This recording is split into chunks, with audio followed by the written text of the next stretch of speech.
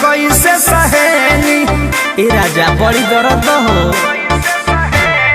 कबो हेने छुई कबो होनिए छुबेनी, हम ही जाने नी दर्द कैसे सहेनी।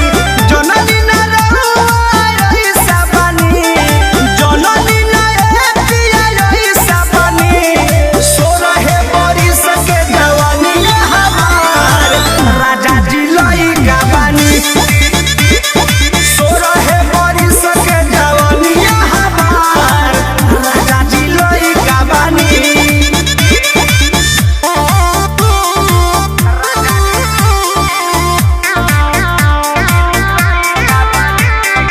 Music by Arya Sharma.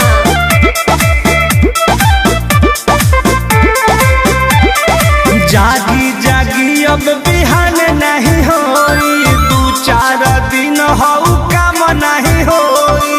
ए राजा जी समझना, ए हो जागी जागी अब बिहान नहीं होई, दू चार दिन हऊ काम नहीं होई।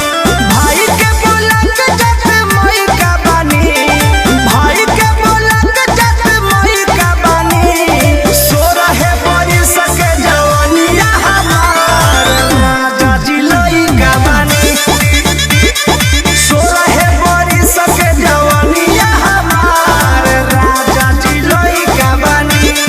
ए राजा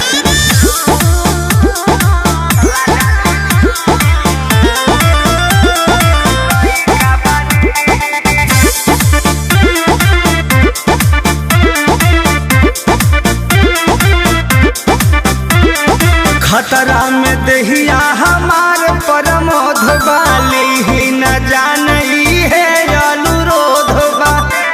ए भाई बाबा अरे काहे से करता रहो, खतरा में दहिया हमार परमोध बाली ही न जानई है अनुरोध बा।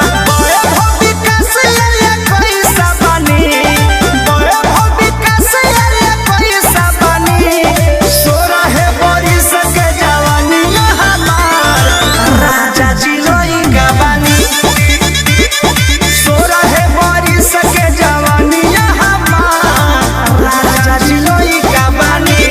अभी दूधों के दांत नइखे टूटल।